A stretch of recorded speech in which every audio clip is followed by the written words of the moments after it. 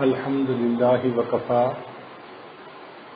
وسلام على عباده الذين اصطفى أما بعد أعوذ بالله من الشيطان الرجيم بسم الله الرحمن الرحيم لقد من الله على المؤمنين إذ بعث فيهم رسولا سبحان ربك رب العزة عما يصفون وسلام على المرسلين والحمد لله رب العالمين اللهم صل على سيدنا محمد وعلى آل سيدنا محمد وبارك وسلم اللهم صل على سيدنا محمد وعلى آل سيدنا محمد وبارك وسلم اللهم صل على سيدنا محمد وعلى آل سيدنا محمد وبارك وسلم.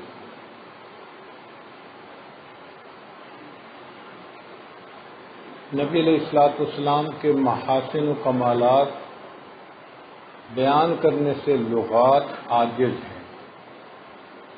کوئی ایسی زبان نہیں جس میں وہ الفاظ ہوں جن الفاظ کے ذریعے سے ہم اپنے پیارے آقا صلی اللہ علیہ وسلم کی صفات کو بیان کر سکیں.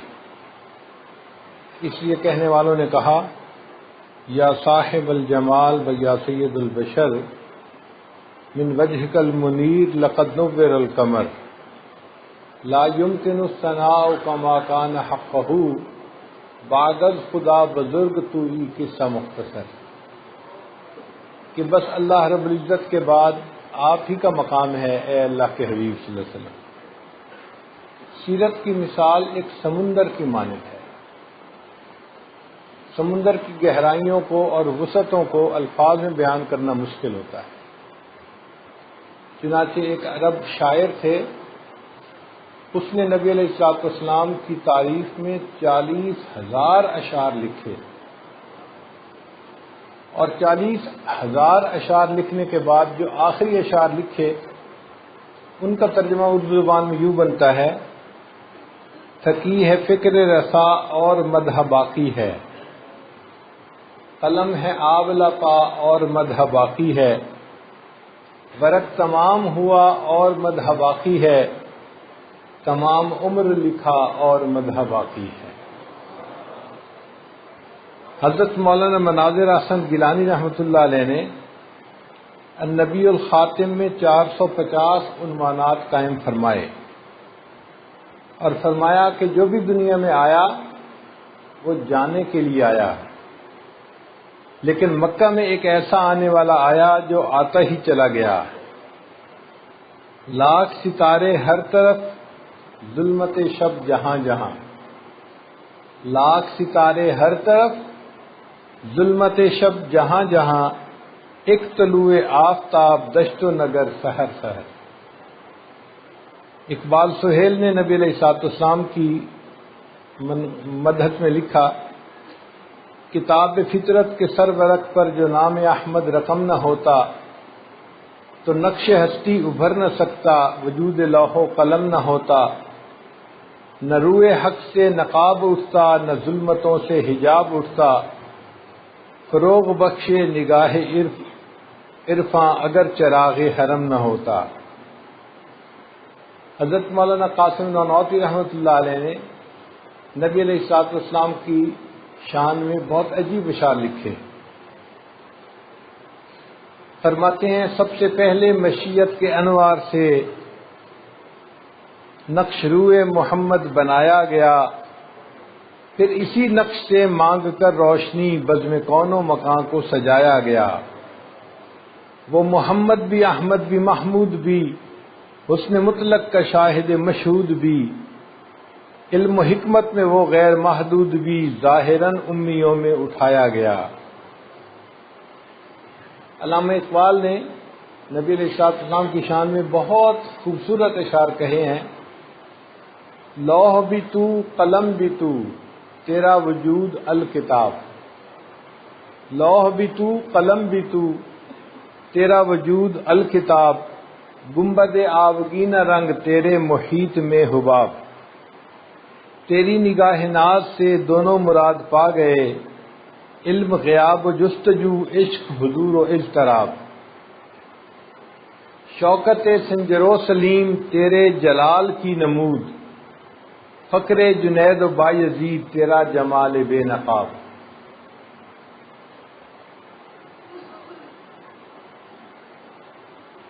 کہنے والے نے کہا، ہزار بار بشویم دہن دمشق و گلاب، ہنوز نام تو گفتن کمال بے ادبی۔ اے اللہ کے حبیب صلی اللہ علیہ وسلم، اگر میں اپنے منہ کو 1000 مرتبہ مشک اور گلاب سے دھو لوں پھر بھی آپ کا نام نامی اس میں گرامی لینا میرے لیے تو بے ادبی کی مانند ہے۔ آج کی گفتگو کا عنوان ہے انتخاب لاجواب۔ انتخاب لاجواب۔ اب اس کو ایک مثال سے سمجھ لیجئے کہ اگر کسی بڑے امیر آدمی نے اپنی بیٹی کی شادی کرنی ہو نا تو اس کی کوشش یہ ہوتی ہے کہ میں بیٹی کے لیے ایسی چیزیں بناؤں جو دوسروں سے انوکھی ہوں، الگ ہوں۔ چنانچہ اس کے لیے جہیز کے کپڑے بھی بہت انوکھے ہوں گے، خوبصورت ہوں گے، فرنیچر بھی بہت خوبصورت ہوگا، جیولری بھی بہت خوبصورت ہوگی، گاڑی بھی خوبصورت ہوگی، جو گھر بنایا جائے گا وہ بھی خوبصورت ہوگا۔ تو اس لڑکی کے جہیز کی چیزوں کو دیکھ کے پتہ چلتا ہے کہ اس کے باپ کو اس سے کتنی محبت تھی، اور چونکہ پیسے کی فراوانی تھی تو باپ چاہتا ہے کہ بس ایسی چیز بناؤں کہ ایسی کسی اور کے پاس نہ ہو۔ اسی طرح ہمارے آقا اور سردار حضرت محمد مصطفیٰ احمد مجتبیٰ صلی اللہ علیہ وسلم اللہ رب العزت کے محبوب، اور اللہ رب العزت تمام کائنات کے مالک اور خالق ہیں، تو اللہ تعالیٰ نے اپنے محبوب کو جو کچھ دیا وہ کائنات میں سب سے زیادہ بہترین چیز عطا فرمائی۔ یہ اللہ کا انتخاب تھا، اور اس کو کہتے ہیں انتخاب لاجواب۔ جو چیز بھی تھی وہ بہترین چیز تھی۔ اگر کوئی بچہ دنیا میں پیدا ہوتا ہے اس کے لیے اس کی ماں دعا کرتی ہے، یا باپ کی دعا قبول ہوتی ہے، یا نانا نانی دادا دادی میں سے کسی کی دعا قبول ہوئی، یا والدین نے اللہ کے راستے میں خرچ کیا کسی فقیر کی دعا قبول ہوئی، تو انسانوں کی دعائیں قبول ہوتی ہیں اور وہ بچہ دنیا میں پیدا ہوتا ہے۔ نبی علیہ الصلوۃ والسلام جب دنیا میں تشریف لائے تو آپ کے لیے کس نے دعا کی، ذرا اس بات پہ بھی غور کیجیے۔ حضرت ابراہیم علیہ السلام نے دعا کی، اور حضرت ابراہیم علیہ السلام ابو الانبیاء تھے، انبیاء کے والد تھے۔ ان کی نسل میں 18,000 انبیاء پیدا ہوئے۔ اگر کسی نسل میں ایک ولی پیدا ہو نا تو اس خاندان کی بڑی عزت ہوتی ہے کہ جی یہ تو فلاں بزرگ کا خاندان ہے۔ اور ابراہیم علیہ السلام کی نسل میں 18,000 انبیاء پیدا ہوئے۔ پھر ابراہیم علیہ السلام اللہ کے خلیل، ان کو اللہ نے اپنا خلیل بنا دیا۔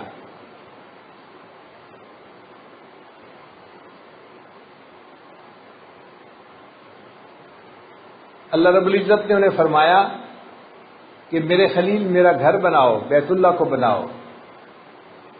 تو حضرت ابراہیم علیہ السلام معمار کعبہ بنے، کعبہ بنانے والے۔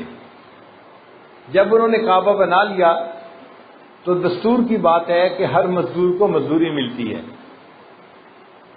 اللہ رب العزت نے فرمایا میرے ابراہیم خلیل، آپ نے بیت اللہ کو بنایا، اب آپ مجھ سے دعا مانگیے، جو مانگیں گے عطا فرمائیں گے، جو مانگیں گے آپ کی دعا کو قبول کر لیا جائے گا۔ تو سیدنا ابراہیم علیہ السلام نے دعا مانگی کہ یا اللہ، میں بھی آپ سے وہ نعمت مانگوں گا جو آپ کے خزانے میں بھی ایک ہی ہے۔ اے اللہ، میں دنیا کے جواہر اور لال نہیں مانگتا، میں دنیا کا مال و منال نہیں مانگتا، اور میں کوئی فضل و کمال نہیں مانگتا۔ اے اللہ، میں صرف آپ سے آمنہ کا لال مانگتا ہوں۔ ربنا وابعث فیہم رسولا، اے اللہ اپنے محبوب صلی اللہ علیہ وسلم کو بھیج دیجیے دنیا میں۔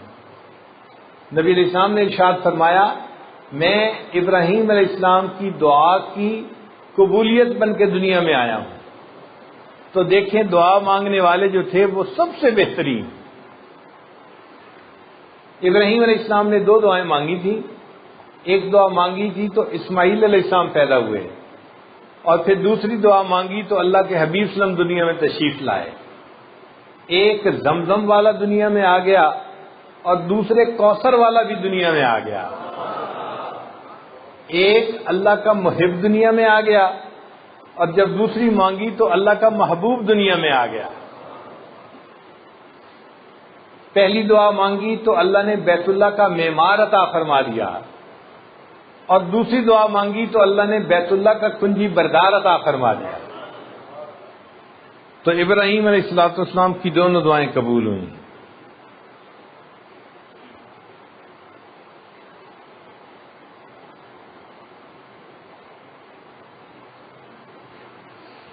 اسماعیل علیہ السلام جو تھے وہ ذبیح اللہ کہلائے، اللہ کے نام پر ذبح ہونے والے، اور نبی علیہ السلام حبیب اللہ کہلائے، اللہ کے محبوب. اسماعیل، اسما کا معنی اس زبان میں ہے سن، اور عیل کا معنی اللہ. اسماعیل کا معنی اے اللہ سن، اور محمد صلی اللہ علیہ وسلم ان کا معنی کہ وہ شخصیت جس نے اللہ کی دنیا، جس کی دنیا میں سب سے زیادہ تعریف کی گئی ہو. یعنی پوری کائنات میں کسی انسان کی اتنی تعریف نہیں کی گئی جتنی تعریف اللہ کے محبوب صلی اللہ علیہ وسلم کی گئی ہے. پھر جب بچہ پیدا ہو جاتا ہے نا تو اس کی خوشخبری کبھی تو نرس آ کے دیتی ہے، آپریشن تھیٹر سے نکلی، اور جی بچہ پیدا ہو گیا، بیٹا پیدا ہوا. باپ کو خبر ملتی ہے کس کے ذریعے سے؟ ایک نرس کے ذریعے سے، لیڈی ڈاکٹر کے ذریعے سے، یا کسی وقت کوئی رشتہ دار عورت آ کے بتا دیتی ہے کہ بیٹے کی ولادت ہوئی. تو خوشخبریاں دینے والے عام لوگ ہوتے ہیں.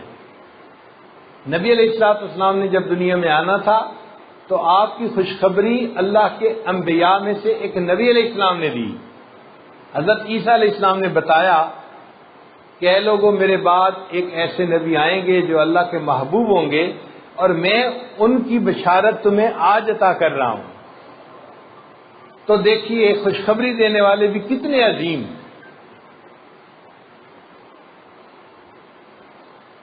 دنیا میں مختلف زبانیں ہیں. ایک زبان عبرانی بھی ہے، سریانی بھی ہے، انگریزی بھی ہے، اور آج تو ہزاروں زبانیں ہیں. اللہ رب العزت نے اپنے حبیب صلی اللہ علیہ وسلم کے لیے عربی زبان کا انتخاب کیا.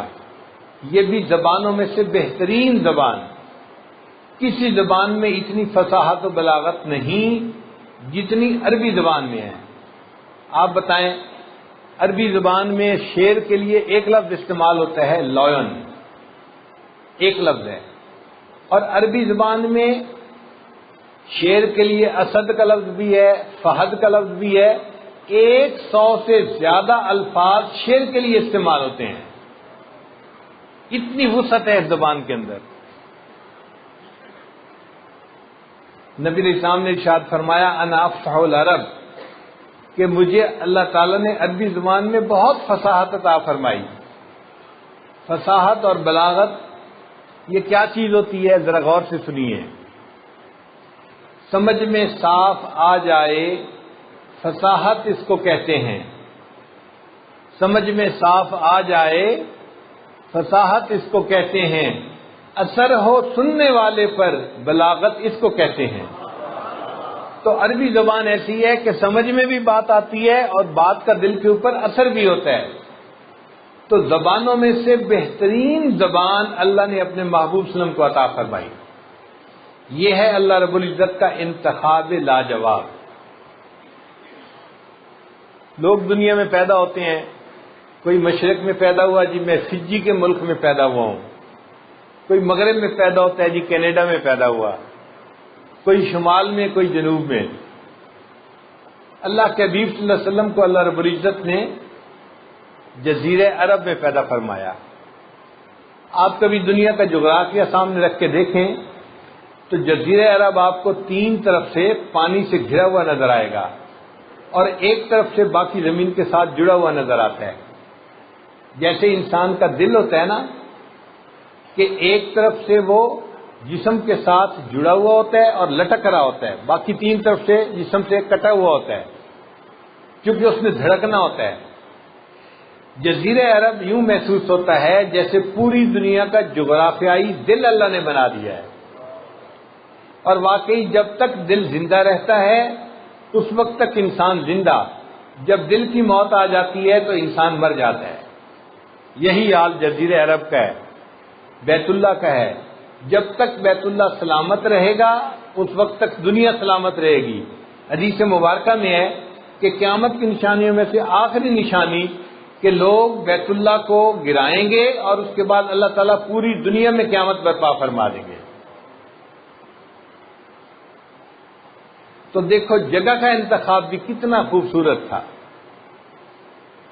اللہ رب العزت نے دنیا کو کے وسط میں آپ کو پیدا فرمایا. حدیث پاک میں آتا ہے کہ جب اللہ تعالیٰ نے اس دنیا کو بنایا تو اس سے پہلے یہاں پر پانی تھا. اس پانی کے اوپر ایک بلبلہ پیدا ہوا اور اس بلبلے کو اللہ نے پھیلا کے زمین بنا دیا. وہ اول عالم، وہ جگہ تھی اول عالم، عالم میں سب سے پہلے بننے والی. اور یہ وہ جگہ تھی جہاں آج بیت اللہ بنا ہوا ہے.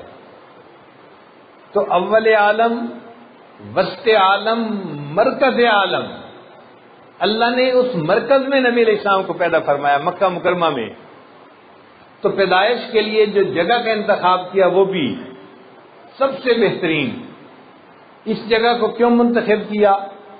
آپ لوگ جانتے ہیں تالاب کے درمیان میں اگر کنکر پھینکا جائے نا تو جو لہریں وہاں سے پھیلتی ہیں وہ چاروں طرف کنارے تک پھیلتی چلی جاتی ہیں. اللہ نے اپنے حبیب صلی اللہ علیہ وسلم کو مکہ مکرمہ میں پیدا کیا. یہ جگہ اول عالم ہے، مرکز عالم ہے، وسط عالم ہے. یہاں سے ایمان کی کرنیں پھوٹیں گی اور یہ پوری دنیا کے اندر برابر پھیلتی چلی جائیں گی. پھر قبیلے کا انتخاب دیکھو، سب سے بہترین قبیلہ. اسماعیل علیہ السلام کی اولاد میں 44 قبیلے تھے. بنو ثقیف، بنو نذیر، بنو خزرج، بکر بن وائل. ایک قبیلہ تھا قریش، یہ کرش سے بنا ہے. کرش کہتے ہیں وہ جگہ جو حرکت نہ کرے، یعنی سٹیبل جگہ کو کہتے ہیں کرش. تو قریش کو قریش اس لیے کہا جاتا تھا کہ اس قبیلہ کے لوگ مستقل مزاج ہوتے تھے، وہ ڈھل مل یقین نہیں ہوتے تھے، بڑی بہترین قوت ارادی کے مالک ہوتے تھے، مستقل مزاج ہوتے تھے. تو اللہ تعالیٰ نے مستقل مزاج لوگوں کے قبیلے نے اپنے حبیب صلی اللہ علیہ وسلم کو پیدا فرمایا. پھر اس قبیلے کی بھی آگے کئی شاخیں بنتی ہیں. ایک شاخ تھی بنو ہاشم. یہ شاخ بہت مہمان نواز تھی اور پورے قریش میں ان کی عزت بہت زیادہ تھی کہ وہ تو بڑے مہمان نواز لوگ ہیں. اللہ نے اپنے حبیب صلی اللہ علیہ وسلم کو بنو ہاشم میں پیدا فرمایا. تو قبیلہ بھی بہترین اور قبیلے کی جو آگے شاخ تھی وہ بھی بہترین. پھر اللہ رب العزت نے اپنے محبوب صلی اللہ علیہ وسلم کے دادا کو منتخب فرمایا.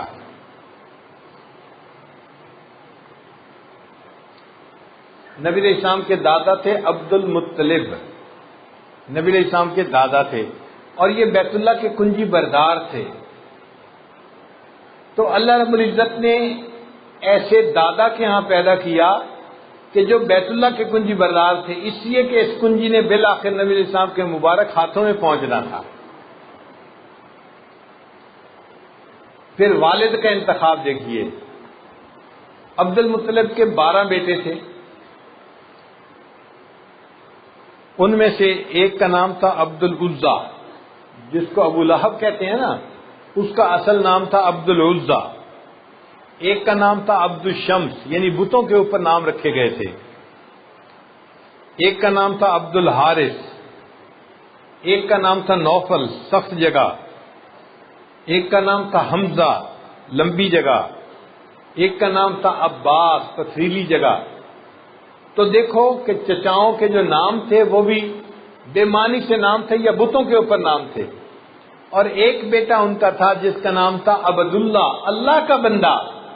اللہ نے عبداللہ کے گھر میں نبی علیہ السلام کو پیدا فرمایا. کوئی میرے محبوب کو یہ نہ تانا دے سکے کہ جی اس کے تو والد کا نام بتوں کے نام پہ تھا. اللہ کا چناؤ دیکھو کتنا خوبصورت ہے. پھر والدہ کے قبیلے کا انتخاب. ایک قبیلہ تھا بنو ثقیف، شاخوں والا قبیلہ. ایک تھا بنو نذیر، کانٹوں والا قبیلہ. ایک تھا بنو زہرہ، تر و تازگی والا قبیلہ. پھول تر و تازہ ہوتا ہے نا تو اس کو زہرہ کہتے ہیں. تو جس قبیلے کا معنی تھا تر و تازہ قبیلہ، بی بی آمنہ کا قبیلہ وہ قبیلہ تھا.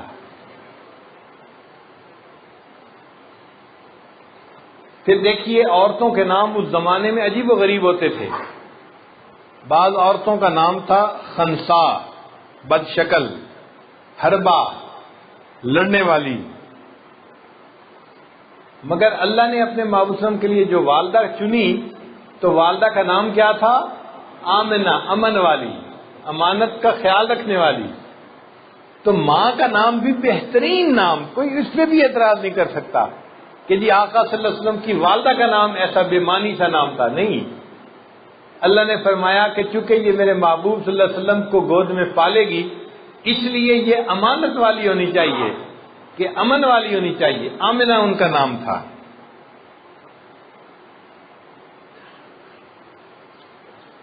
پھر اللہ رب العزت نے اپنے حبیب صلی اللہ علیہ وسلم کے لیے جو نام چنا تو ناموں میں سے سب سے بہترین نام نبی علیہ السلام نے ارشاد فرمایا میرے دو نام ہیں، فرش پہ میرا نام ہے محمد اور عرش پہ میرا نام ہے احمد. محمد کے معنی کیا ہیں؟ وہ ہستی کہ دنیا میں جتنی تعریف اس کی گئی ہو پوری دنیا میں کسی اور کی اتنی تعریف نہ کی گئی ہو. یہ بھی معنی بالکل ٹھیک ہے. اور احمد کا معنی وہ ہستی کہ جس نے اللہ کی اتنی تعریفیں کی ہوں کہ اس سے زیادہ کوئی اللہ کی تعریف کر ہی نہ سکا ہو. تو نبی علیہ السلام محمد بھی تھے اور احمد بھی تھے. آپ کے نام بھی بہترین. اور انبیاء کے ناموں کا ذرا حساب لگائیے.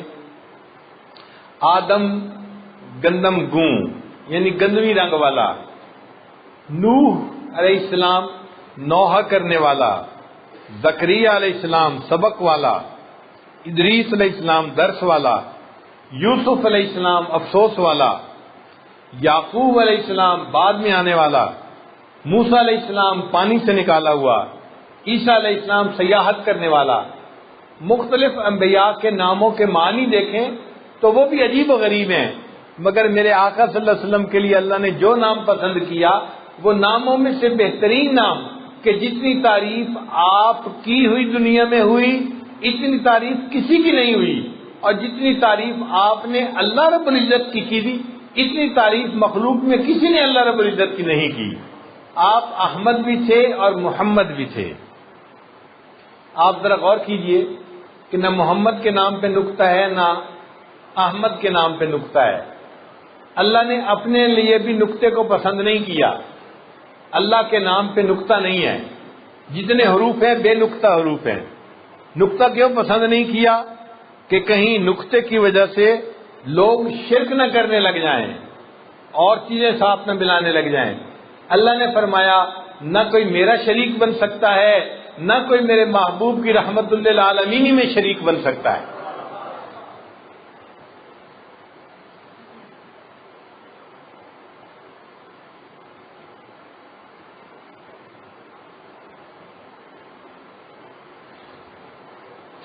اب ایک مزے کی بات سنیے. ہم لوگ نماز پڑھتے ہیں نا تو ہم جو ارکان ادا کرتے ہیں ان ارکان کے ادا کرنے سے نبی علیہ السلام کے نام کا حرف لفظ بن جاتا ہے. جب ہم قیام میں ہوتے ہیں تو ہم الف کی شکل میں ہوتے ہیں. الف ایسے ہی ہوتی ہے نا، کھڑی ہوتی ہے. تو ہم قیام میں ہیں تو کس حالت میں ہیں؟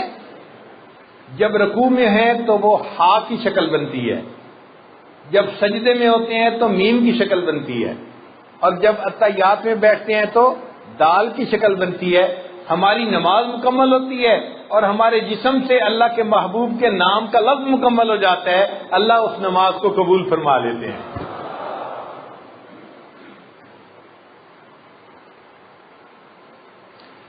پھر محمد کا لفظ دیکھیں، محبت کا لفظ آپ اگر ادا کریں نا تو آپ کے ہونٹ 2 دفعہ ملیں گے آپس میں، محبت 2 دفعہ ہونٹ ملتے ہیں، اور اگر محمد کا لفظ ادا کریں تو بھی ہونٹ 2 دفعہ ملتے ہیں۔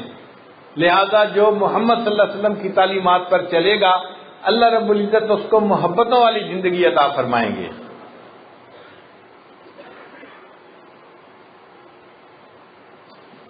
اب اور دیکھیے دایا کے قبیلے کا انتخاب۔ نبی علیہ الصلوۃ والسلام کی جو دایا تھی جس نے نبی علیہ السلام کو پالا وہ تھی حلیمہ سعدیہ۔ بنو سعد ایک قبیلہ تھا جو طائف کے قریب رہتا تھا۔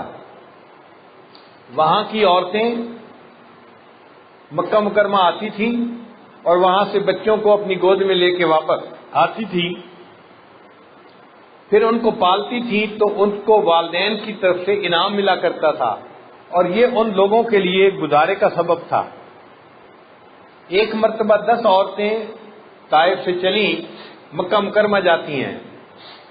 سب عورتوں کی جو سواریاں تھیں وہ بڑی تازہ دم، صحت مند، خوب تیز دوڑنے بھاگنے والی، تو سب عورتیں آگے نکل جاتی۔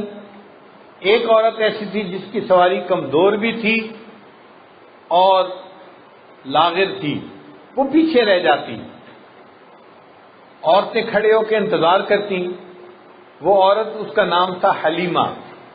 جب وہ پیچھے سے آ کے ملتی تو عورتیں پھر سفر کرتی، پھر سب کی سواری آگے نکل جاتی، حلیمہ کی سواری پیچھے رہ جاتی۔ سارا راستہ اسی طرح طے ہوا۔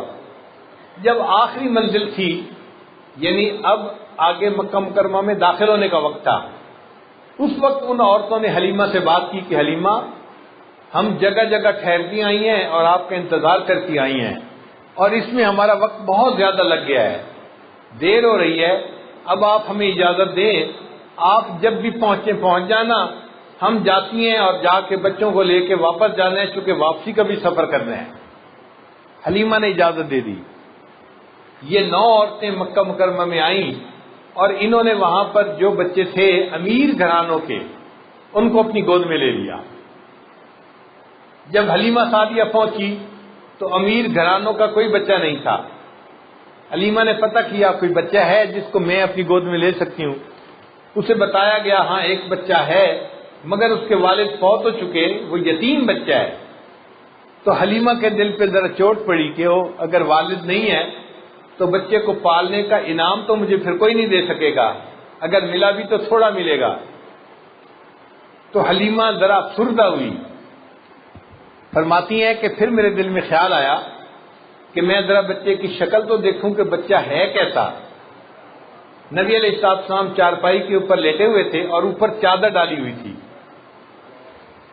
حلیمہ کہتی ہے کہ جب میں نے وہ کپڑا ہٹا کے دیکھا تو وہ بچہ مجھے دیکھ کر مسکرایا، اور اس کی مسکراہٹ ایسی تھی کہ میں اس بچے کو اپنا دل ہی دے بیٹھی۔ میں نے دل میں سوچا حلیمہ تجھے پیسے تو نہیں ملیں گے، اس بچے کی مسکراہٹ تجھے ملے گی، یہ ساری دنیا سے بڑی نعمت ہے جو تجھے مل جائے گی۔ اب حلیمہ نے فیصلہ کر لیا کہ میں نے اس بچے کو گود میں لینا ہے۔ حلیمہ لینے کو تیار ہے اور اس کی والدہ بچے کی آمنہ وہ بچہ دینے کے لیے تیار ہے۔ اتنے میں اس بچے کے دادا بھی آ گئے، ان کا نام تھا عبد المطلب۔ حلیمہ نے کہا میں بچہ لینا چاہتی ہوں، میں گاؤں کی رہنے والی ہوں اور میں نے بستی میں کوئی ایسا خوبصورت بچہ نہیں دیکھا۔ آمنہ نے کہا حلیمہ تو بستی کی رہنے والی ہے، میں شہر کی رہنے والی ہوں، مکہ کی رہنے والی ہوں، میں نے شہروں میں ایسا خوبصورت بچہ نہیں دیکھا۔ عبد المطلب کھڑے سن رہے تھے، انہوں نے کہا حلیمہ تو نے کسی بستی میں ایسا خوبصورت بچہ نہیں دیکھا، اور آمنہ تو نے کسی شہر میں ایسا خوبصورت بچہ نہیں دیکھا، اور میں تو ملکوں کا سفر کرنے والا بندہ ہوں، اپنے قبیلے کا سردار ہوں، میں نے ملکوں میں ایسا خوبصورت بچہ نہیں دیکھا۔ اگر اس وقت جبریل علیہ السلام ہوتے موجود اور ان سے پوچھا جاتا کہ جبریل علیہ السلام آپ بھی ذرا اپنے کمنٹس دے دیجئے، آپ کے تاثرات کیا ہیں، تو میرے خیال میں ان کا جواب یہ ہوتا، حلیمہ تجھے بستیوں میں ایسا خوبصورت بچہ نظر نہ آیا، آمنہ تجھے شہروں میں خوبصورت نظر نہ آیا، اور عبد المطلب آپ کو ملکوں میں ایسا بچہ نظر نہ آیا، اور میں تو پوری دنیا کی سیر کر چکا ہوں، میں نے پوری دنیا میں اتنا خوبصورت بچہ نہیں دیکھا۔ اور اگر اللہ رب العزت سے پوچھا جائے کہ اے کائنات کے مالک اور خالق آپ بھی بتا دیجئے اس بچے کے بارے میں آپ کیا فرماتے ہیں، تو اللہ کی طرف سے فرمان آ جاتا، حلیمہ تو نے بستی میں ایسا خوبصورت بچہ نہیں دیکھا، آمنہ تو نے شہر میں خوبصورت بچہ نہیں دیکھا، عبد المطلب تو نے ملکوں میں ایسا خوبصورت نہیں دیکھا، اور جبرائیل تو نے پوری دنیا میں ایسا خوبصورت نہیں دیکھا، میں ساری مخلوق کا پیدا کرنے والا ہوں، میں تصدیق کرتا ہوں میں نے پوری کائنات میں ایسا خوبصورت بچہ نہیں دیکھا۔ چنانچہ حلیمہ نے بچے کو لے لیا اور اپنے خامن کے پاس لے کر آئی۔ اب خامن نے بچے کو اٹھا کے دیکھا اور وہ بھی بڑا خوش ہوا، کہنے لگا حلیمہ اس بچے کی مسکراہٹ ہمارے گھروں میں باہر لے آئے گی، تم نے بڑا اچھا سلیکشن کی ہے۔ اب اس نے حلیمہ کو اونٹ پہ بٹھایا، سواری پہ بٹھایا۔ جب حلیمہ بیٹھ گئی، سواری چلنے کے لیے تیار ہے، خامد آگے بیٹھا تاکہ سواری کی لگام پکڑے اور اس کو چلائے۔ جیسے ہی خامد آگے بیٹھا، سواری چلنے کے لیے تیار نہیں ہے، اٹھتی نہیں ہے۔ حلیمہ کے خامد نے بڑی کوشش کی کہ میں سواری کو اٹھاؤں اور چلاؤں، لگام کھینچی، پاؤں مارے، سواری نہیں اٹھی۔ وہ بڑا حیران، سواری کیوں نہیں اٹھ رہی؟ جیسے ہی نیچے اترا، سواری چلنے کے لیے پھر تیار ہے۔ پھر اس نے دوسری مرتبہ کوشش کی، پھر یہی۔ جب خامد نہیں بیٹھتا تو سواری چلنے کے لیے تیار ہے، جب بیٹھتا ہے تو سواری چلتی نہیں ہے۔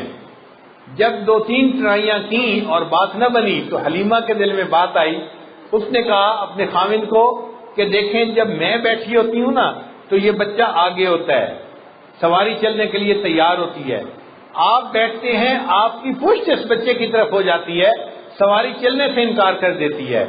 آپ ایسا کریں کہ مجھے آگے بٹھائیں تاکہ بچہ آگے رہے، سواری چل پڑے گی۔ حلیمہ کی تجویز پر خامد نے ایسا ہی کیا۔ اللہ کی شان دیکھے، حلیمہ سواری کو لے کر، بچے کو لے کر بیٹھی اور سواری نے چلنا شروع کر دیا۔ چلنا کیا تھا، سواری تیزی سے بھاگ رہی تھی۔ بھاگتے بھاگتے ایک ایسا بھی وقت آیا کہ حلیمہ کی سواری باقی عورتوں کی سواریوں سے آگے بڑھنے لگی۔ اب عورتیں حیران ہیں، پوچھ رہی ہیں حلیمہ کیا تم نے سواری کو تبدیل کر لیا؟ حلیمہ نے جواب دیا میں نے سواری کو تبدیل نہیں کیا، سواری کا سوار تبدیل ہو گیا ہے، اس کی وجہ سے اب میری سواری طاقتور بن گئی ہے اور یہ تیز بھاگ رہی ہے۔ حلیمہ فرماتی ہیں کہ جب میں بچے کو لے کے گھر آئی تو مجھے خیال ہوا کہ بکریاں ہیں، بھوکی ہیں، میں ان کا دودھ نکالوں، کیونکہ بچے کو دودھ پلانا بھی ہے، ایسا نہ ہو کہ دودھ کم ہو جائے۔ تو فرماتی ہیں کہ میں نے اپنی بکریوں کا دودھ نکالنا شروع کیا، دودھ ختم ہونے کو نہیں آتا تھا، حتیٰ کہ پورے گھر میں جتنے برتن تھے سارے برتن بھر لیے، بکریوں کے تھنوں میں دودھ ابھی بھی باقی تھا۔ خامن نے دیکھا تو کہنے لگا حلیمہ تو کسی بہت ہی بابرکت بچے کو لے کے آئی ہے کہ جس کی وجہ سے ہماری بکریوں نے اتنا دودھ دینا شروع کر دیا۔ اللہ کے محبوب صلی اللہ علیہ وسلم جہاں گئے برکتیں ہی برکتیں، رحمتیں ہی رحمتیں۔ حلیمہ کہتی ہے کہ جب ہمارے گھر میں دودھ کا یہ عالم دیکھا تو ہمسائے کی عورتیں آتی اور مجھ سے پوچھتی حلیمہ آپ بکریاں کس جگہ چراتی ہیں؟ ہو سکتا ہے وہاں کے گھاس میں کوئی تاثیر ہو کہ بکریاں زیادہ دودھ دیتی ہیں، ہمیں جگہ کا نام بتاؤ، ہم بھی بکریوں کو وہیں چرائیں گی تاکہ ہمارے گھروں میں بھی دودھ زیادہ ہو جائے۔ قبیلے کے لوگ بکریاں وہیں چراتے تھے مگر ان کی بکریاں اتنا دودھ نہیں دیتی تھیں جتنا حلیمہ کے گھر کی بکریاں دودھ دیتی تھیں۔ نبی علیہ السلام جہاں تھے اللہ نے وہاں پر رزق کی اتنی فراوانی کر دی تھی۔ حلیمہ کی ایک بیٹی تھی، اس کا نام تھا شیما، وہ بکریاں چرانے جاتی تھی، اس کی عمر کوئی 15-16 سال کے قریب ہوگی، جوان العمر بچی تھی۔ ایک دن شیما بکریوں کو چرانے کے لیے نہیں لے کے گئی، کوئی دن کے 10 بجے کا وقت ہو گیا، 11 بجے کا۔ ماں نے پوچھا بیٹی آج بکریوں کو لے کے نہیں گئی، کیا وجہ ہے؟ اس نے کہا امی بکریاں زیادہ ہیں اور مجھے ان کو سنبھالنے کے لیے ان کے پیچھے بہت بھاگنا پڑتا ہے، میں اکیلی ہوتی ہوں، تھک جاتی ہوں، مجھ سے یہ مشقت برداشت نہیں ہوتی، میرے ساتھ کسی اور کو بھی بھیجیں تو میرے لیے بکریاں چرانی آسان ہو جائیں۔ ماں نے کہا بیٹی تیرا باپ بھی بوڑھا ہے، بیمار ہے، اور میں بھی بوڑھی ہوں، بیمار ہوں، ہم دونوں تو بکریاں چرا نہیں سکتے، اس کے پیچھے بھاگ نہیں سکتے، گھر میں تو ہی جوان بیٹی ہے، یہ کام تجھے ہی کرنا پڑے گا، جاؤ بکریوں کو چراؤ۔ شیما کہنے لگی اچھا اماں اگر مجھے بکریاں چرانے کے لیے بھیجنا ہے نا تو یہ چھوٹے بھائی محمد کو میرے ساتھ بھیج دیجیے۔ ماں نے کہا بیٹا تم بکریاں چراؤ گی یا بھائی کو سنبھالو گی؟ اس نے کہا امی میں بھائی کو بھی سنبھال لوں گی، بکریاں بھی چرا لوں گی۔ بیٹی بات سمجھ میں نہیں آتی، تو کیوں ضد کر رہی ہے بھائی کو لے جانے کے لیے؟ شیما نے جواب دیا اماں ایک دن میں اپنے بھائی کو اپنے ساتھ بکریاں چرانے لے کے گئی تھی اور اس دن میں نے 3 باتیں دیکھی تھیں۔ بیٹی 3 باتیں کیا دیکھی تھی؟ اماں ایک بات تو یہ دیکھی تھی میں سارا دن جہاں بھی پھرتی رہی آسمان پر ایک بادل سایہ کرتا رہا، مجھے پورا دن دھوپ کے اندر جانا ہی نہیں پڑا۔ ایک برکت تو میں نے یہ دیکھی، اور اماں دوسری برکت میں نے یہ دیکھی کہ ایک راہب گزر رہا تھا، اس نے گود میں میرے بھائی کو دیکھا تو میرے پاس آیا اور اس کو لے کے بہت چوما پیار کیا اور مجھے کہنے لگا یہ کیا ہے تمہارا؟ میں نے کہا میرا بھائی ہے۔ اس نے کہا کہ تمہارا یہ بچہ بھائی آنے والے وقت میں بہت بڑی شخصیت بنے گا، میں اس میں ایسی نشانیاں دیکھ رہا ہوں کہ یہ نشانیاں ہم نے تورات اور انجیل کے اندر پڑھی ہوئی ہیں۔ اماں مجھے اپنے بھائی کی تعریف بڑی اچھی لگی کہ لوگ بھی اس کی تعریف کرتے ہیں۔ اور اماں ایک تیسری بات میں نے اور دیکھی۔ بیٹا کیا دیکھی؟ اماں میں بھائی کو گود میں لے کے گئی اور ایک جگہ پر بکریوں کو چرنے کے لیے چھوڑ دیا اور بھائی کو لے کے میں بیٹھ گئی اپنی گود میں۔ اماں میں نے دیکھا میری بکریوں نے جلدی جلدی گھاس کو چر لیا اور گھاس چرنے کے بعد یہ بکریاں آئیں اور میرے بھائی کے گرد ایک دائرہ بنا کر بیٹھ گئیں۔ اماں باقی سارا وقت میں بھی بھائی کا چہرہ دیکھتی رہی اور میری بکریاں بھی میرے بھائی کا چہرہ دیکھتی رہی، مجھے بکریوں کے پیچھے بھاگنے کی ضرورت ہی نہیں پڑی۔ تو آقا صلی اللہ علیہ وسلم کی والدہ بھی بہترین، والدہ کا نام بھی بہترین، آپ کی دایا بھی بہترین، دایا کا نام دیکھو حلیمہ، حلم والی۔ حلم کا مطلب جس عورت کے اندر تحمل مزاجی ہو نا وہ بچے کی تربیت اچھی کر سکتی ہے۔ جن عورتوں کے اندر غصہ ہو وہ چھوٹے معصوم بچے کو بھی جھڑک دیتی ہیں، تھپڑ لگا دیتی ہیں، سختی کرتی ہیں۔ اللہ نے فرمایا نہیں، میں نے اپنے محبوب صلی اللہ علیہ وسلم کے لیے جس دایا کا انتخاب کرنا ہے وہ بڑی حلم والی عورت ہوگی، لہذا نہ بچے کو ڈانٹے گی نہ اس بچے کو کوئی بات کرے گی، بلکہ بڑے حلم کے ساتھ اس بچے کی وہ جو ہے وہ پرورش کرے گی اور میرا بچہ اس حلیمہ کی گود میں پرورش پائے گا۔ کسی شاعر نے حلیمہ کے بارے میں بڑے اچھے اشعار کہے ہیں، فرماتے ہیں حلیمہ میں تیرے مقدرہ تو صدقے، حلیمہ میں تیرے مقدرہ تو صدقے، تو مدنی دا جھولا جھلیندی وی ہوسیں، اے سونے دے مکھڑا نورانی نورانی، تو تکدی تا رہی ہیں چمیندی وی ہوسیں۔ کہ محبوب صلی اللہ علیہ وسلم کے نورانی مکھڑے کو تو دیکھتی تو تھی، حلیمہ کتنی خوش نصیب ہے، تو اس پیارے مکھڑے کو چومتی بھی ہوگی محبت کے ساتھ۔ حلیمہ میں تیرے مقدرہ تو صدقے، تو مدنی دا جھولا جھلیندی وی ہوسیں، جے سونے دا مکھڑا نورانی نورانی، تو تکدی تا رہی ہیں چمیندی وی ہوسیں، اے عرشاں دا چن ہے کھلونا وی جس دا، تو اس بے مثل نو کھڈیندی وی ہوسیں، کہ جس کے لیے آسمان کا چاند اللہ نے کھلونا بنا دیا، اس عظیم ہستی کو تو اپنے ہاتھوں میں کھلاتی ہوگی۔ انگلی نہ پا کے تو ویڑے دے اندر، خدا دے سجن نو ٹریندی بھی ہوتے۔ بچہ جب چلنا سیکھتا ہے نا تو ماں انگلی پکڑ کے اس کو قدم اٹھانا سکھاتی ہے، تو وہ کہتے ہیں کہ انگلی نہ پا کے تو ویڑے دے اندر، خدا دے سجن نو ٹریندی بھی ہوتے، نوا کے سجا کے تے کجلا بھی پا کے، نوا کے سجا کے تے کجلا بھی پا کے، تو تھوڑی ہلا کے ہسیندی بھی ہوتے۔ ماں بچے کو جب تیار کرتی ہے نا تو اس کی تھوڑی کو ہلا کے کہتی ہے بچہ ذرا ہنس کے مسکرا کے دکھاؤ۔ تو اللہ کے محبوب صلی اللہ علیہ وسلم کو کہتی ہوگی کہ مسکرا کے دکھاؤ، اور میرے آقا صلی اللہ علیہ وسلم کا مسکراتا ہوا چہرہ تو دیکھتی ہوگی۔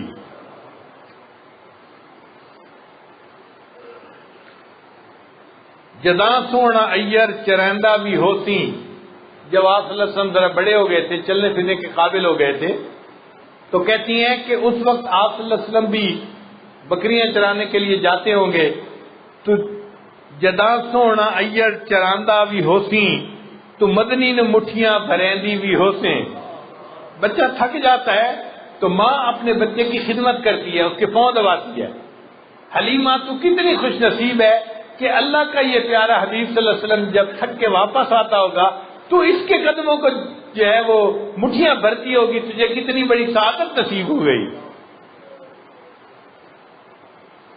اور کبھی کبھی ایسا بھی ہوتا ہے کہ بچہ اپنی ماں سے روٹھ جاتا ہے، تو پھر اس ماں اس بچے کو مناتی ہے۔ تو شاعر نے کہا کدی نال تیرے نزاکت سونا، کدی نال تیرے نزاکت سونا، اور رستا بھی ہو سی تو منیندی بھی ہو سی۔ وہ کیا منظر ہوگا جب وہ چھوٹا بچہ تجھ سے روٹتا ہوگا اور تو اس کی منتیں کر کے اس کو منا رہی ہوگی، بیٹا اپنی اماں سے نہیں روٹا کرتے، تو کیوں مجھ سے روٹ گیا، تو مان جا۔ تو حلیمہ کو اللہ رب العزت نے کیا سعادت عطا فرمائی۔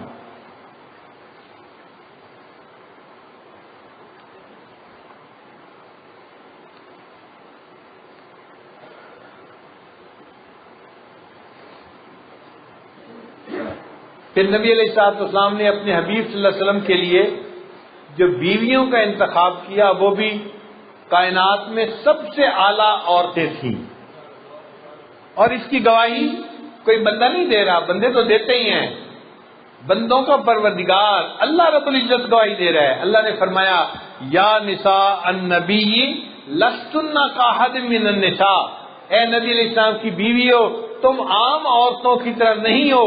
مقصد کہنے کا کیا تھا کہ تمہاری جیسی کوئی اور عورت اس دنیا میں موجود ہی نہیں ہے۔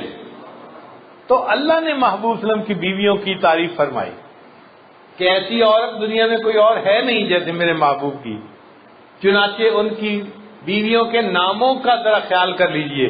خدیجہ حاجیوں کی خدمت کرنے والی، سودا آرام دینے والی، عائشہ عیش دینے والی، حفصہ رات کو عبادت کرنے والی، میمونہ بختوں والی، صفیہ چنی ہوئی منتخب کی ہوئی، زینب استغفار کرنے والی، ام سلمہ سلامتی والی، ام حبیبہ پیار کرنے والی۔ تو نبی علیہ السلام کی بیویوں کے ناموں کے معنی بتا رہے ہیں کہ اللہ نے ان کو ایسی صفات عطا فرمائی تھی جو صفات دوسری عورتوں میں نہیں تھی۔ تو محبوب صلی اللہ علیہ وسلم کو جو بیویاں دی گئی، اللہ نے وہ کائنات میں سب سے زیادہ بہترین عورتوں کو چنا اور اپنے محبوب صلی اللہ علیہ وسلم کی بیویوں کے لیے اتنی نیک اور پاک دامن تھی کہ ایک وقت آیا کہ آپ صلی اللہ علیہ وسلم کی ایک بیوی کے اوپر منافقین نے بہتان لگا دیا۔ دنیا میں بہتان لگتے ہیں اور اس بہتان کی صفائی دوسرے لوگ دیتے ہیں۔ چنانچہ یوسف علیہ السلام پر بہتان لگا تو ایک چھوٹے بچے سے اللہ نے گواہی دلوائی۔ بچے نے گواہی دی کہ یوسف علیہ السلام تو پاک دامن ہے۔ بی بی مریم پر بہتان لگا، اللہ تعالیٰ نے عیسیٰ علیہ السلام کے ان کی گواہی دلوائی۔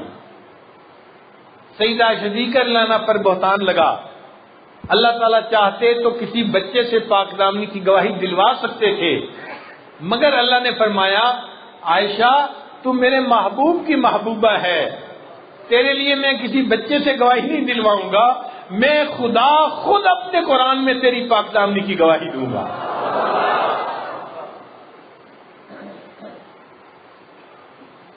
پھر نبی علیہ السلام کے 3 بیٹے تھے، ایک کا نام تھا قاسم، تقسیم کرنے والا، برکتوں کو تقسیم کرنے والا، ایک کا نام تھا طیب طاہر، پاکیزگی والا، ایک کا نام تھا ابراہیم، بزرگی والا۔ تو دیکھو بیٹوں کے نام بھی کتنے پیارے ہیں۔ نبی علیہ السلام نے ارشاد فرمایا اگر میرے بعد کوئی نبی آنا ہوتا تو اللہ تعالیٰ میرے بیٹے کو نبوت عطا فرماتے، لیکن میرے بعد کوئی نبی نہیں آئے گا، تو ختم نبوت کا مقام اللہ نے کس کو عطا فرمایا؟ اپنے حبیب صلی اللہ علیہ وسلم کو عطا فرمایا۔ اس لیے نبی علیہ السلام کے تشریف لے جانے کے بعد جو کوئی دنیا میں نبی ہونے کا دعویٰ کرے گا وہ جھوٹا ہوگا، کذاب ہوگا، دجال ہوگا۔ اب اگر کوئی کہے جی کہ عیسیٰ علیہ السلام بھی تو نبی تھے، ہاں نبی تھے، لیکن جب آئیں گے تو نبی علیہ السلام کے امتی بن کے تشریف لائیں گے، نبی علیہ السلام کی لائی ہوئی شریعت پر عمل کرنے والے بن کر آئیں گے۔ یہ نبی علیہ السلام کی عظمت ہے کہ ان کی شریعت کی اشاعت کے لیے اللہ اپنے انبیاء میں سے ایک نبی کو دوبارہ بھیجیں گے۔ پھر نبی علیہ السلام کی بیٹیوں کا انتخاب دیکھیں، ایک کا نام تھا زینب، استغفار کرنے والی، ایک کا نام تھا رقیہ، خامن کی خدمت کرنے والی، ایک کا نام تھا ام کلثوم، بچوں کی اچھی تربیت کرنے والی، اور ایک کا نام تھا فاطمہ، دوزخ سے بری اور آزاد ہونے والی۔ نبی علیہ السلام نے فرمایا کہ میری بیٹی فاطمہ کو اللہ تعالیٰ نے جنت کی خواتین کا سردار بنا دیا ہے۔ تو بیٹی بھی دیکھو اللہ نے کیسی عطا فرمائی۔ نبی علیہ السلام سیدہ فاطمہ الزہرا رضی اللہ تعالیٰ عنہ سے بہت محبت فرماتے تھے۔ جب وہ تشریف لاتی تھیں تو نبی علیہ السلام اٹھ کر استقبال کرتے تھے۔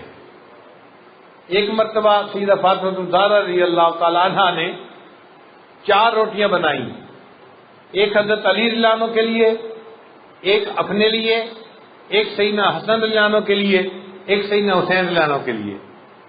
اب باقی 3 نے تو اپنی اپنی روٹیاں کھا لی۔ جب سیدہ فاطمہ الزہرا رضی اللہ تعالیٰ عنہ نے کھانا شروع کیا تو دل میں خیال آیا فاطمہ آپ تو کھانا کھا رہی ہیں، پتہ نہیں آپ کے ابا حضور کو کچھ کھانے کو ملا یا نہیں ملا۔ تو سیدہ فاطمہ الزہرا رضی اللہ تعالیٰ عنہ نے آدھی روٹی کھا لی اور باقی آدھی روٹی اپنے والد گرامی کے لیے تحفے کے طور پر بچا لی، اپنی چادر کے کونے میں لپیٹ لی اور نبی علیہ السلام کو ملنے کے لیے حاضر خدمت ہوئی۔ نبی علیہ السلام نے استقبال کیا، بیٹی فاطمہ کیسے آنا ہوا؟ اب حضور میں آپ کے لیے آدھی روٹی ہدیہ اور تحفہ لے کر آئی ہوں کہ پتہ نہیں آپ نے کچھ کھایا یا نہیں کھایا۔ نبی علیہ السلام نے اس تحفے کو قبول کیا۔ حدیث پاک میں آتا ہے کہ اللہ کے معبود صلی اللہ علیہ وسلم نے اس میں سے ایک لقمہ روٹی کا توڑا اور اپنے منہ میں ڈالا اور فرمایا فاطمہ قسم ہے اس پروردگار کی جس کے قبضے میں میری جان ہے، آج 3 دن گزر گئے تیرے والد کے منہ میں روٹی کا لقمہ نہیں گیا۔ ایسی محبت کرنے والی بیٹی تھی۔ اللہ ایسی بیٹی ہر کسی کو عطا فرمائے۔ تو بیٹیاں بیٹیوں میں سے بہترین، بیویاں عورتوں میں سے بہترین۔ پھر نبی علیہ السلام کو اللہ نے جو دوست دیے وہ دوستوں میں بہترین۔ نبی علیہ السلام نے فرمایا میرے 2 وزیر دنیا میں ہیں اور 2 وزیر آخرت میں ہیں۔ دنیا میں میرے 2 وزیر ابو بکر اور عمر ہیں اور آخرت میں میرے 2 وزیر جبرائیل اور میکائیل ہیں۔ آپ دیکھو کسی کے دوست ایسے ہو سکتے ہیں؟ سیدنا صدیق اکبر کیسے دوست تھے، دوستی نبھائی کہ نہیں نبھائی؟ ان کے بارے میں کسی شاعر نے کہا پیغمبر تو نہ تھا لیکن پیغمبر جیسا لگتا تھا، پیغمبر تو نہ تھا لیکن پیغمبر جیسا لگتا تھا، وہ دریا تھا مگر گہرے سمندر جیسا لگتا تھا۔ اور حضرت عمر رضی اللہ تعالیٰ عنہ تو اسلام کی شان و شوکت بڑھانے والے، محبوب صلی اللہ علیہ وسلم نے ان کے لیے دعائیں مانگی اور اللہ نے ان کو اسلام عطا فرما دیا۔ تو جیسے محبوب کے ساتھی دنیا میں کسی کو ایسے ساتھی نہیں ملے ہوں گے۔ ابراہیم علیہ اللہ تعالیٰ نے موسیٰ علیہ السلام کو بھی ساتھی دیے تھے، لیکن وہ ایسے ساتھی تھے کہ جب ایک موقع پہ جانا پڑا اور موسیٰ علیہ السلام نے کہا کہ بھئی آؤ بستی میں داخل ہو جائے، اللہ نے حکم دیا ہے، کہنے لگے اذهب انت وربك فقاتلا انا هاهنا قاعدون، آپ جائیں اور آپ کا پروردگار جائیں ان سے لڑنے کے لیے، ہم تو یہاں بیٹھے ہوئے ہیں۔ تو موسیٰ علیہ السلام کے ساتھیوں نے ان کا ساتھ چھوڑ دیا ایسے موقع پہ۔ حضرت عیسیٰ علیہ السلام کو بھی ساتھی ملے حواری، اور عیسیٰ علیہ السلام کو انہیں سمجھانا پڑا کہ من انصاری الی اللہ، اے میرے ساتھیوں تم میں سے کون ہے جو اللہ کے لیے میرا مددگار بن جائے، ان کو کہنا پڑا۔ لیکن نبی علیہ السلام کو اللہ نے ساتھی دیے، نہ انہوں نے انکار کیا، نہ ان کو سمجھانے کی ضرورت پیش آئی، بلکہ انہوں نے ایسا ساتھ نبھایا کہ نبی علیہ السلام نے فرمایا ابو بکر میں نے دنیا میں سب کے احسانات کے بدلے چکا دیے، تو نے میرے اوپر اتنے احسانات کیے ہیں، تیرا بدلہ قیامت کے دن اللہ چکائیں گے۔ تو نبی علیہ السلام کے دوست بھی بہترین۔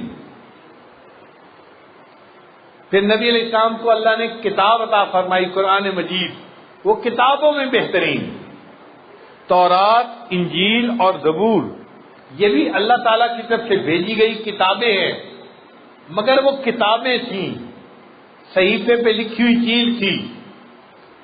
اس کی مثال اس طرح سمجھیں، ایک ہوتا ہے میسج، وہ لفظوں میں لکھا ہوا آ جاتا ہے، ایک ہوتا ہے وائس میسج کہ آواز آتی ہے کسی کی۔ وائس میسج ہمیشہ عام میسج سے زیادہ اعلیٰ ہوتا ہے۔ تو جو پہلی کتابیں تھیں وہ ریٹن میسیجز تھے اللہ کی طرف سے جو آئے تھے انبیاء کے اوپر، اور جو قرآن مجید ہے یہ کلام اللہ ہے۔ یہ کیا ہے؟ کلام اللہ ہے، کتاب اللہ بھی ہے، کلام اللہ بھی ہے۔ اس لیے اللہ کے کلام ہونے کی نسبت کی وجہ سے اس کتاب کو باقی کتابوں پر فضیلت حاصل ہے۔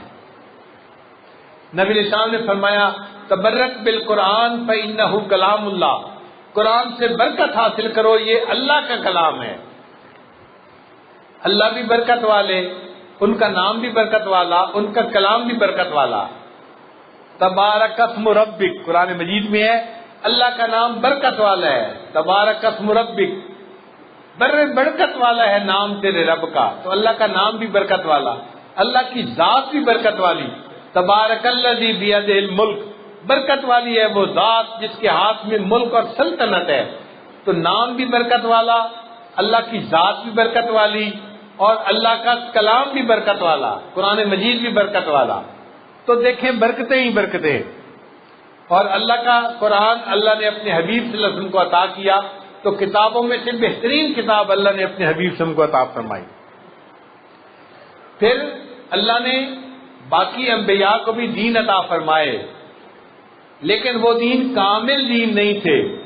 اللہ نے اپنے حبیب صلی اللہ علیہ وسلم کو دین عطا فرمایا اور فرمایا وَأَتْمَمْتُ عَلَيْكُمْ نِعْمَتِي، اے میرے محبوب صلی اللہ علیہ وسلم میں نے آپ پر اپنی نعمت کو مکمل کر دیا، وَرَضِيتُ لَكُمُ الْإِسْلَامَ دِينًا، اور میں نے تمہارے لیے دین اسلام کو پسند کر لیا۔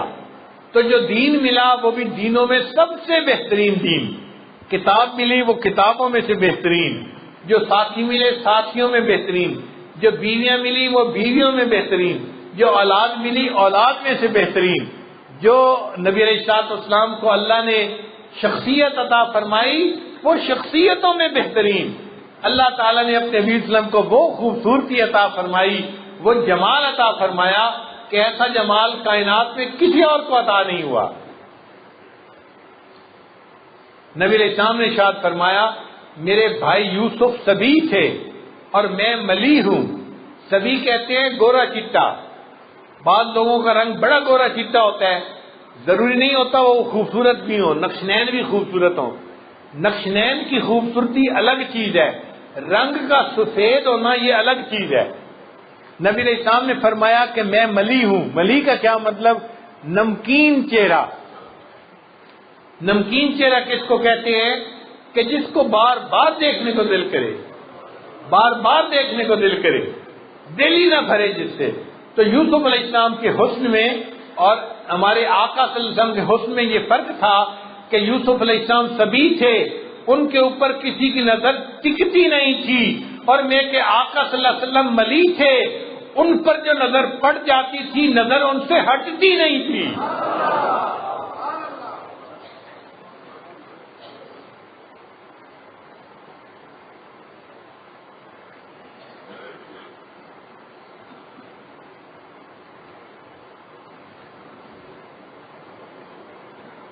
حضرت سید نفیس شاہ صاحب فرماتے ہیں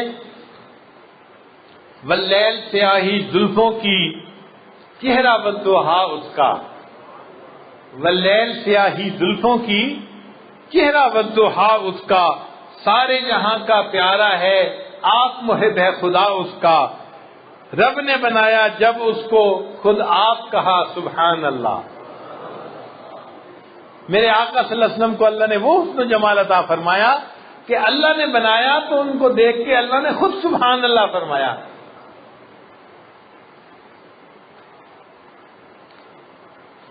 حضرت سید نفیس شاہ صاحب فرماتے ہیں اے رسول امی خاتم المرسلین تجھ سا کوئی نہیں، تجھ سا کوئی نہیں. اے رسول امی خاتم المرسلین تجھ سا کوئی نہیں، تجھ سا کوئی نہیں.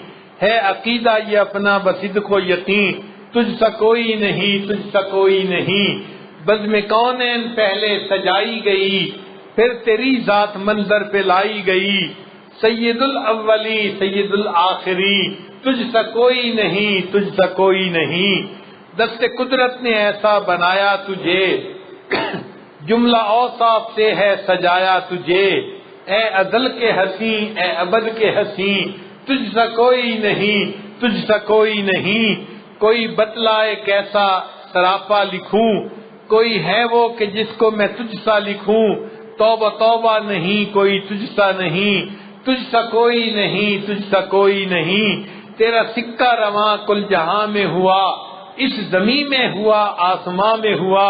کیا عرب کیا عجم سب ہیں زیر نگیں، تجھ سا کوئی نہیں، تجھ سا کوئی نہیں. لہذا ہم یہ کہہ سکتے ہیں کہ اللہ رب العزت نے جیسے ہمارے پیارے آقا صلی اللہ علیہ وسلم کو بنایا، ان جیسی ہستی کائنات میں کوئی نہیں ہے. ان کا کوئی اللہ کا وحدانیت میں ربوبیت میں کوئی شریک نہیں ہے، اور میرے آقا صلی اللہ علیہ وسلم کا محبوبیت میں کوئی شریک نہیں ہے. اللہ بھی وحدہ لا شریک ہیں، میرے آقا صلی اللہ علیہ وسلم بھی وحدہ لا شریک ہیں. کتنے خوش نصیب ہیں ہم، اللہ رب العزت نے ہمیں ایسے آقا صلی اللہ علیہ وسلم کی امت میں پیدا کیا. آج ہم ان کا کلمہ پڑھتے ہیں، ان کا نام لیتے ہیں، اور اپنے دلوں کو ان کے نام سے ہم آرام پہنچاتے ہیں. اللہ تعالیٰ ہمیں ساری زندگی اپنے پیارے آقا صلی اللہ علیہ وسلم کی سچی محبت عطا فرمائے، اور قیامت کے دن اپنے آقا صلی اللہ علیہ وسلم کے قدموں میں اللہ رب العزت ہمیں کھڑا ہونے کی توفیق عطا فرمائے. جب موت کا وقت آئے اور ملک الموت آئے، ہمارے دماغوں کو ٹٹولے تو علم نبی سے بھرا ہوا پائے، ہمارے دلوں کو ٹٹولے تو عشق نبی سے بھرا ہوا پائے، ہمارے اعضاء کو ٹٹولے تو سنت نبی سے مزین پائے، اور ہم اس عشق نبی کو لے کے اپنے آقا صلی اللہ علیہ وسلم کے سامنے قیامت کے دن حاضر ہو جائیں. اللہ تعالیٰ ہمیں اپنے حبیب صلی اللہ علیہ وسلم کی ایسی سچی محبت عطا فرمائے. عجب چیز ہے عشق شاہ مدینہ، یہی تو ہے عشق حقیقی کا زینہ. عجب چیز ہے عشق شاہ مدینہ، یہی تو ہے عشق حقیقی کا زینہ. ہے معمور اس عشق سے جس کا سینہ، اسی کا ہے مرنا اسی کا ہے جینا. وآخر دعوانا ان الحمد للہ رب العالمین.